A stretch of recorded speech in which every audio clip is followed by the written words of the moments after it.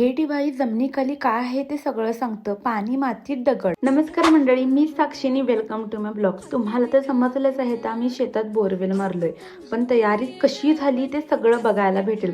सुरुवात झाली पॉइंट शोधण्यापासून. पहिल्यांदा नारळ वापरून पॉइंट बघितला आणि 2-4 पॉइंट भेटले, पण नो रिस्क. पण आम्ही ठरवलं रिस्क घ्यायची नाही. थोडा ब्रेक घेतला आणि नंतर डायरेक्ट टेक्निशियनला बोलवलं. पण खरं सांगायचं तर मी पहिल्यांदाच सगळं लाईव्ह बघत होते. ते मशीन वापरून जमिनीखाली काय आहे ते चेक करत होते. याने जमिनीखाली काय आहे ते चेक केलं जातं, म्हणजे कुठे पाणी आहे, किती डेप्थला आणि मध्ये दगड किती आहे ते सगळं समजतं. आणि खरं सांगायचं तर खूप भारी वाटलं. मी पण इंजिनियर आहे. आता तुम्ही म्हणणार आता हे फिरत का आहे, पण याची स्टोरी तर अलगच आहे.